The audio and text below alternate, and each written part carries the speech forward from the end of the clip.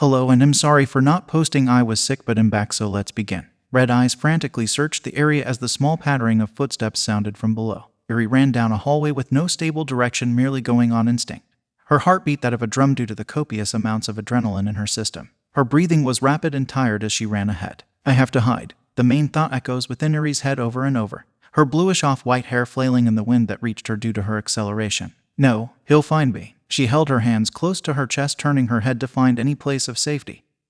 He was fast, and he would find her like all the times before, but she couldn't give up, maybe this time. Her head moved side to side, a feeling of which she couldn't determine taking a hold of her. Finally, she found a place. Her pace picking up again, Eri opened the small door in front of her, crawling inside before closing the small wooden barrier enclosing her in darkness. Trying to calm herself, Eri breathed deeply, her hands gripping hard to the fabric that hugged her body closely. He won't find me, he can't. Eri gave a small gasp as the thudding of large footsteps that could easily drown out her own got closer and closer, the intervals of steps getting smaller and smaller. I will find you. Eri closed her eyes, hearing the muffled voice of a male much older than her. Ba-dump, ba-dump, ba-dump. Eri's heartbeat matched as the man's footsteps got closer and closer before the steps silenced entirely, no indication there was anyone. Slowly opening her eyes, Eri sighed out a breath of relief until the small door she had behind suddenly opened, light flooding it.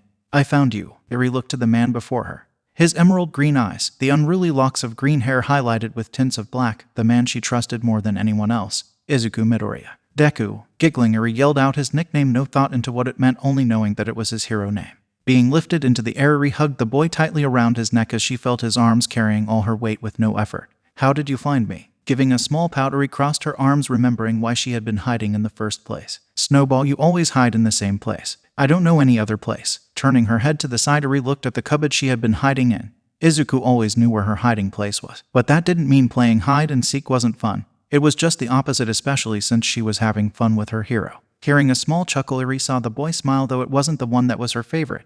It was the one that he usually did when the others were around. Speaking of which, Eri looked at the area around her. The black-haired lady was cooking something, and she wasn't alone. A girl with earlobes was next to her, handing ingredient after ingredient, mainly vegetables of some kind.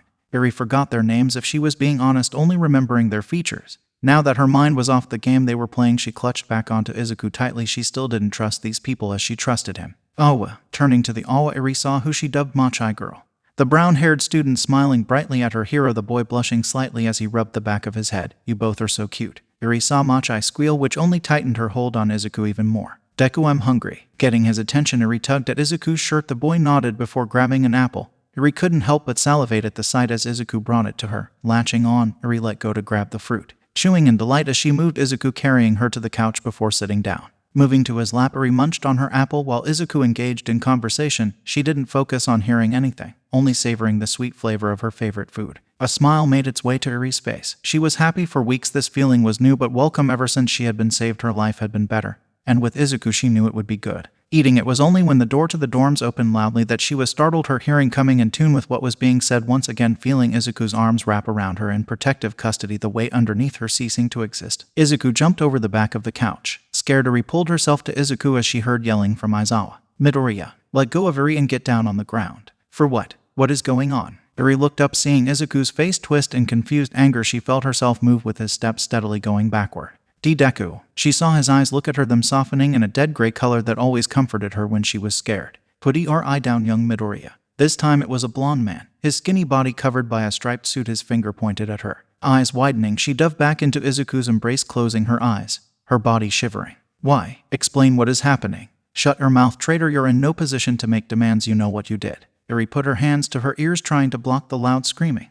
More muffled yells, yet Eri couldn't make heads or tails of what was being said, only that she kept moving backward even faster than before. Then something grabbed her wrist tightly. It hurt badly, her mind going back to Overhaul as she tried to yank her wrist back desperately. With one ear uncovered, she heard Izuku scream in pure anger. Let her go. Suddenly, Eri felt herself hitting the ground. Opening her eyes, she felt tears well up from the tightness on her wrist. The pain, Deku. Screaming out, she searched to see a dark purple-haired woman holding her. Next to her was a man whose sharp teeth reminded her of the scalpels Overhaul used on her. Turning her head, Eri tried to find her footing, eventually doing so as she pulled at her arm, trying to get free. Eri. Looking to Izuku, she saw the boy running to her, his hand outstretched before he was tackled to the ground. Aizawa holding him down, putting on a pair of handcuffs while his hair floated, eyes red. Stay down, Midoriya. She saw his eyes fill with anger, the same anger she saw when he fought Overhaul. No. Please stop. Deku. Eri felt her tears drip off her cheeks. Her attempts at running to Izuku impeded, her left hand still outstretched to hold his. Eri watched Izuku stare her in the eyes, his wrists trying to pull the handcuffs apart. Opening her mouth, Eri yelled one final time before the door closed. "Papa!" Sitting up, Eri hyperventilate, her eyes looking through the room she was in, the air mattress under her moving with her movement. "Papa!" Eri's eyes watered as she started crying. She hated that dream. Still crying, Eri heard someone move before her air mattress had new weight on top of it. Looking, she saw Ibara, the vine-haired girl, staring at her with a small smile. "It's okay, Eri." Rubbing Eri's head, Ibara reached to her vines using her quirk to create a thornless rose, handing it to the girl. "It was just a dream. Do you want to go to your papa and mama?" Gently, Ibara looked at the girl, who nodded her head, rubbing her eyes. Lifting her, Ibara, wearing her sleepwear consisting of a t-shirt and pajama bottoms, moved to the door, not seeing that the door to her balcony was unlocked as she and Eri walked out. "Beep, beep, beep. Izuku ... turn it off." Mei's muffled groan came from Izuku's bed as the covers shifted slightly, turning her body so that her face looked up to the ceiling. She kept her eyes closed, putting an arm over her head. Her toned slim arm added another protective layer against the light, her voluptuous chest rising and falling as she breathed deeply, still hearing the beeping of Izuku's alarm clock. "Izuku." With her request unfulfilled, Mei turned her body to the direction of where her boyfriend was surely still asleep. Now on her side, Mei opened her eyes only to see nothing. Izuku. Sitting up, Mei's hair fell down her back, her large breasts, an athletic midriff that had trace outlines of abs now exposed as a cold wind bit her supple skin. Shivering, Mei grabbed the blanket that she had been under, covering up by draping the material over her shoulders, holding it close. Another cold breeze hit the girl. Looking, she saw the balcony door open. Not seeing Izuku anywhere, Mei slowly moved across the bed, reaching over, shutting the alarm before swinging her legs over the side of the bed. With the blanket still covering her, she stood up, stepping over her discarded underwear and clothes before shutting the glass door close. With the temperature returning to a stable level, Mei turned around, her greenish-yellow crosshair eyes searching the room, noticing the closet was open.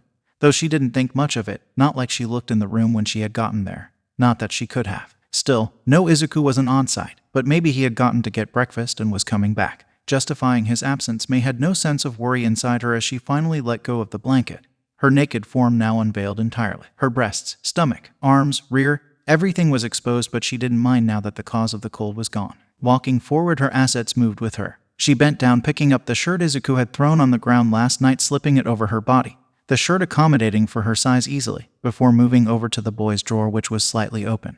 "Izuku won't mind if I borrow some clothes." Opening the compartment, Mei grabbed a pair of the boy's boxers, not noticing that several other pairs were not there as she put them over her lower half, now restoring at least a fraction of her modesty. Sitting back on the bed, Mei looked at the bed and by extension the sheets of which, a small smile coming to her face. If Izuku wanted to make a real baby, he could have told me. She didn't know why he was acting so weird yesterday, but maybe he was too shy to tell her. Mei let out a small giggle. Even Izuku, who was made of pure muscle, could get like that. Deciding to wait until Izuku got back, Mei climbed back into bed. There she noticed Izuku's side was cold, not even a hint of warmth indicating he had been there. What time did he get up? She knew Izuku was an early riser, but to not feel anything of him being there didn't feel right. Still, she waited, and as minutes passed by without any return, Mei was starting to get worried. That was until there was a knock at the door. Getting up, Mei went to the door, swinging it open without any hesitation, expecting to find Izuku on the other side, but was surprised to see Ibara and Eri, the small child, looking as though she had been crying.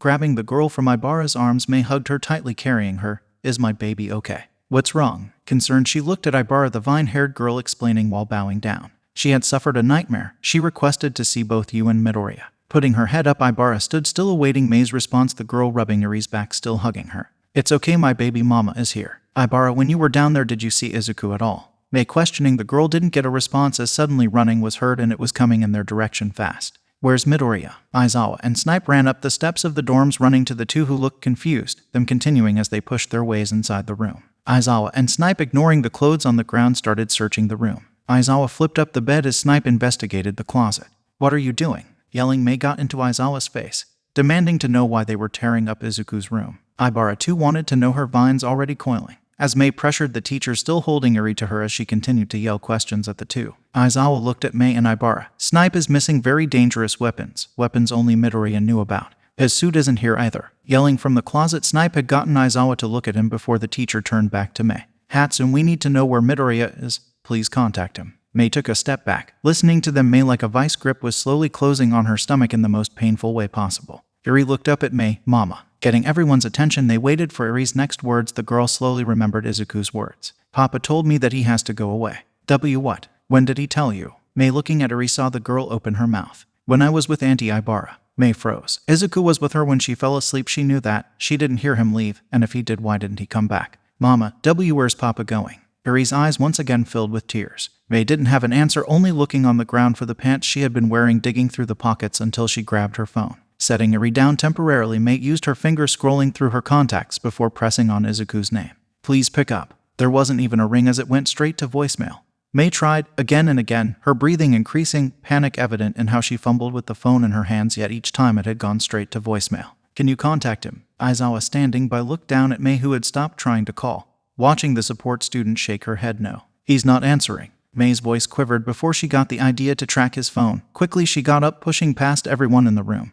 Confused Ibara picked up Eri, chasing after the girl while the teachers nodded to each other, Aizawa following after them. Rushing May past the common room, not caring for the eyes directed at her as she opened the door, leaving as she rushed to the main campus of UA. Once inside, she rushed up the stairs heading to the support course. May couldn't even hear the footsteps that followed. Her mind was entirely focused on Izuku. Getting into the support course workshop, May headed over to a baby both she and Powerloader had made in the event a hero were to go missing. It was still experimental, but it was a small tracker that was meant to be attached to the inside of the hero costumes. May had toyed with the baby, placing it in the mesh weave she had made for Izuku's suit. Now it was her only chance. Turning on the monitor meant to pinpoint and track the hero suits, May tried to find Izuku, with Ibara, Eri, and Aizawa finally catching up. Can you find him? Aizawa, walking up to the girl, looked at the monitor, only to that there was no signal at all. Izuku, where are you? May put her head down on the table. There wasn't any trace of him left.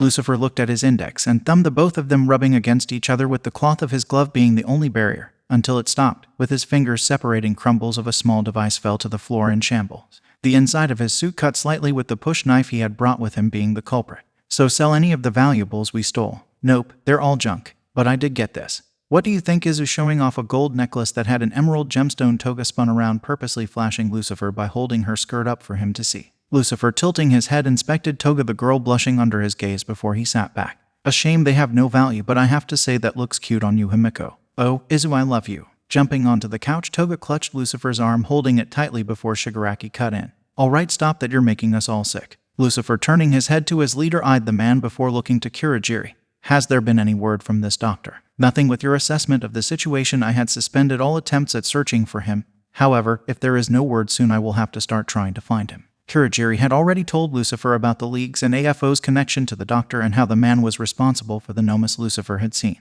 And what of Dabai's progress of recruitment? It's going slow. Entering the hideout, Dabai sighed in exhaustion. Everyone out in the streets is trash. Without any cash, they won't even listen. A few even tried to attack. All of them have no goals or ambitions, just utter garbage. Their quality isn't what we are searching for. It's the quantity, yet the problem with money is still our largest concern. Without it, we won't have our shield. Lucifer put a hand to his chin, the mask over the lower part of his mouth still affixed tightly. He didn't move even as Toga slipped a hand into his jacket, touching his chest. With her love still thinking, Toga decided to break the silence. Hey Tamura, what kind of person is that doctor we're looking for anyway? Her question drew the eyes of everyone except for Lucifer and Kurogiri, one who knew the doctor and the other who had already surmised the type of person the supposed man was. Shigaraki, digging into his coat, pulled out a small red case, looking at his reflection in the metal casing. No one noticing the glance Lucifer gave in his direction. He's a cautious man. I've only ever talked with him through the computer at our hideout in the bar, but he was sensei's physician. He also created our army of Namu that we attacked the USJ and Hasu City with. Well, he could at least help out more, you know. His patient's disciple needs his help. Though if Izu is here, maybe we don't need that doctor after all. Cooing, Toga put her head onto Lucifer's shoulder. Ever since he had joined the League, there was no such boundary of affection that bothered Toga, though she did wish Lucifer returned the same feelings other than saying sweet words to her. Spinner stood by, listening to the conversation that had been going on this entire time. Toga's teasing of Shigaraki and the place he had been residing in were currently striking all his nerves. His eyes scanned the room, looking at the box full of junk they had looted. And then there was the fact that while Shigaraki was supposed to be the leader, only Lucifer was thinking about how to fix their problem. Hey, where exactly are we heading? Uncrossing his arms, Spinner walked to Shigaraki, feeling he had kept to himself this entire time now. Leaking out. Answer me, Shigaraki, where are we heading? Because it seems to me you don't have a plan. I'm only here because I was inspired by Stain. I want to change the world like he tried to. You promised me that you would do that, so why? Why is he the only one trying to get us out of this rut? Pointing to Lucifer, Spinner continued as Shigaraki put the red case back into his coat pocket. So where the hell are we heading towards? Grabbing Shigaraki, Spinner got up in the man's face, but before the situation could escalate, they heard Lucifer speak. Calm yourself, Spinner, our objective is clear. Listening, Spinner reluctantly let go of Shigaraki. Instead, he walked over to Lucifer, the man staring the lizard villain in the eyes. What is our goal? To change the world, we must connect with the people of Japan.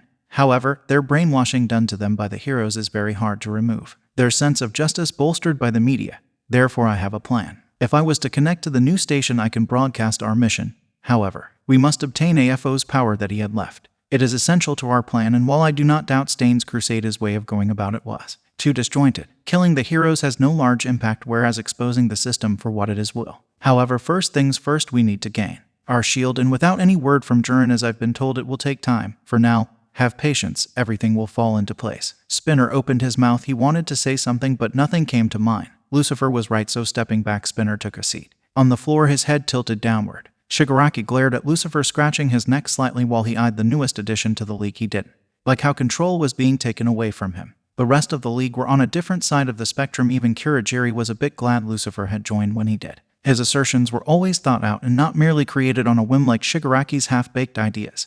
Though they would never say this out loud, Lucifer seemed more like a leader than the Shigaraki did. Sitting there, the league carried on in conversation, Toga continuing in her attempts to try and convince Lucifer to let her taste his blood, while Compress and Dabai discussed Jiren's lack of communication when the entire mountain rumbled. Getting up, Lucifer looked outside, Shigaraki already equipping the hand on his face as he rushed to the door. Shigaraki, bumping into Lucifer, fell to the floor. The boy quickly helped him up, his hand accidentally slipping into the inside of Shigaraki's coat. Shigaraki, are you okay? Getting up, Shigaraki shrugged Lucifer off as he continued his advance, exiting with the league following him. Lucifer came right after. His right hand left his suit, grabbing his sniper that sat near the door. Finally, I found you. I've been waiting for a signal all this time. So you are the successor of All for One. Gigantomachia stared at Shigaraki intently, though momentarily it looked at Lucifer before its attention refocused. Shigaraki, lifting the hand on his face, looked to Kurogiri with a smile on his face. Kurogiri, is this the power Sensei had left for us? Yes, I believe so. What the hell? He's fucking giant. Dabai sparked his blue flame while the rest of the league got ready with him, all watching the giant beast throw a radio that hung on his neck to the ground, the device making a few noises, though it was unclear. For All for One, I devote my everything. Well then, successor, show me whether you are worthy or not. Shigaraki took a step back at that declaration, confused. What? Without warning, the giant beast attacked, forcing the league to dodge. Lucifer using 8% of OFA to get away, jumping to the roof of the hideout, watching the pursuing battle, and it was merely a moment after he was joined by Kurogiri, who would not interfere. Do you wish not to fight? Kurogiri looked to Lucifer, watching as the villain looked at the rest of the league entering battle. I do wish to participate, but fighting an enemy that I do not understand will lead to my downfall. The rest have no such option to evacuate the battle, and with their damaged equipment they won't win. Giving his reason, Lucifer side-eyed Kurogiri. Surely you can join the fray, why is it you choose not to? I am a mere servant to Tamura and AFO, though if Tamura is to improve in his capabilities like you, he needs to face this battle where I will not remove him from. I will interfere if his life is to be in danger. However, with their reasons understood and settled, both Lucifer and Kurogiri watched the battle from a distance. Each time the league attempted to get the upper hand, it always failed. Hours passed, and by now Lucifer already knew what the giant wanted. And if to confirm his suspicions, Gigantomachia swiped away Compress, clenching his fists tightly, raising them above his head. Why can't you keep up? He's too weak, Master. Why? The monster wailed loudly, his tears flowing like rivers down the rocky terrain that made up its skin. Lucifer narrowed his eyes as the league yelled, all of them trying to understand why Gigantomachia was doing this, when the radio from before sounded out loudly. You seem like you're stuck, Shigaraki. Doctor. Shigaraki looked toward the radio before Spinner cut in. Hey, is this the doctor we have been searching for? Holding his sword aloft, Spinner looked to Shigaraki, but before he could get an answer, the doctor spoke. It seems you and your little friends are there with you, though I do see Kurogiri and a new member is there. Nevertheless, I hope you are all staying healthy. As healthy as I can, but I might be minced meat in a second. Bracing Shigaraki and the league prepared as Gigantomachia slammed his fists down, destroying everything, sending the league flying back. GAH. What the hell's your problem? The radio, coming to a rest after being knocked around, spoke out. His name is Gigantomachia. At one time he supported All for One as his bodyguard, thus being one of the few who has gained his trust. A trust that was rewarded with multiple quirks, his stamina otherworldly in nature as a result, and all without modifications into that of Namu. Years before he took you, and All for One had hidden him after his power and influence were weakened by his defeat of All Might, predicting his eventual capture. A meticulous man, he wanted there to be a way that no matter what happens to him, his will can be carried on. It amazes me that such a man can be defeated by All Might. Though that means he is all talk, any one of his power would hide a trump card after getting weakened. It only makes sense. Lucifer wasn't so impressed by this development. AFO may be intelligent in his own right, but everything he does is predictable to Lucifer. It was only by luck that he managed to stay steps ahead of the heroes. Either way, This doesn't seem like a very nice gift. Using his flames to propel himself, Dabai lifted his hand, sending out waves of flames. You have a good eye, Dabai. You see, Gigantomachus' loyalty is too strong for his own good. Since then he's been in despair due to the gap of power between his previous master and Shigaraki. So that means if we just keep hitting him hard enough, he'll get warmed up to us. No, not exactly. You see, at the moment it's an impossible task. Dabai, sending out a huge wave of flame, was shocked to see Gigantomachus eat it whole, not taking any damage as he raised his fist, aiming to send Dabai to the afterlife. That was until the voice of a FO pierced the skies. Gigantomachus stopping his attack, instead searching for the radio, finding it before putting it close to his ear. That was a recording of a FO's voice. He's calmed down, yes. Yeah, he's calm, but I don't want this thing. Standing, Shigaraki looked at Gigantomachus with nothing but disdain for having such a beast on his team, but his response wasn't a favorable one. Oh, you don't. I see you're simply still a mere child. After all this, you believe you can get what you want by wishing for it. It seems spending time with Kurogiri has dulled your vision. Open your eyes. Well, I see now, just a moment. The doctor's voice cutting out, the League started to question what was going on before black goo shot out of their mouth. Lucifer, experiencing the same feeling as both he and Kurogiri, were wrapped in the black substance. This is the same quirk used by AFO at Kamino, so why? Compressed shouting couldn't continue. Getting teleported, the same happened with every member there. Lucifer was the last to go, his eyes staring at Gigantomachus intensely. When his vision returned, Lucifer found himself in a small basement-like room. Looking around, he saw several tubes all filled with what looked like Nomus, the same variation that Endeavor had fought a while back, a floor littered with large wires connecting them. Lucifer narrowed his eyes as he turned to the doctor, the short old man sitting in a large chair a large distance away. Your son Izuku is quirkless. Seeing the man, Lucifer's eyes narrowed even more as his left hand dug into his pocket, pulling out two objects which he hid behind his back. Joining his left hand, Lucifer's right assisted it in a process nobody could see, though his mind wasn't purely focused on what his hands were doing. They were instead focused on the doctor, as he was the very same one that started his hell. This place. Shigaraki looked around, his eyes looking at his surroundings before he too spotted the doctor.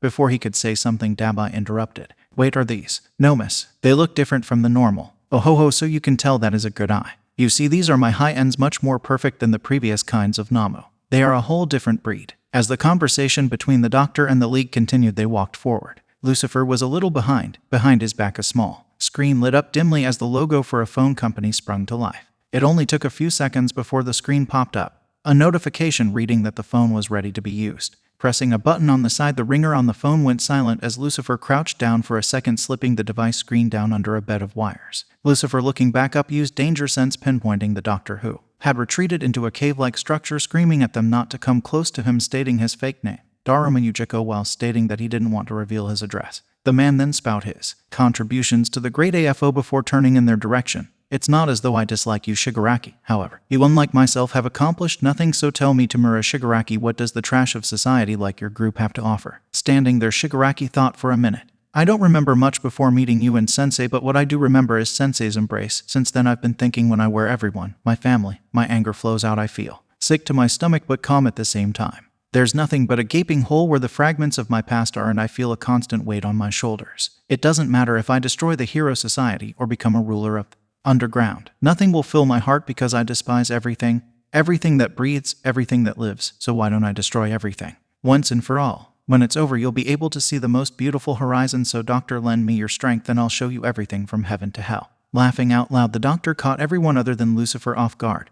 Though Spinner was the most shocked before his head turned to Lucifer, his eyes begging for an answer. Lucifer looked at Spinner before giving a nod of his head. Spinner's breathing calmed down after that before turning back into the conversation. Sounds like a childish pipe dream. But very well, I'm in. I'll lend you my power, Shigaraki. After all, it's villains who make pipe dreams come true. Let me see what you can do. Wait, Tamura. You can destroy everything. After all, how will Izu and I start our lives together? Jumping to Lucifer, Toga hugged him tightly, staring at Shigaraki, who scoffed. The wishes of my comrades are separate. Do as you like. Gasping, Toga turned to Lucifer, smiling up at him, her canines showing.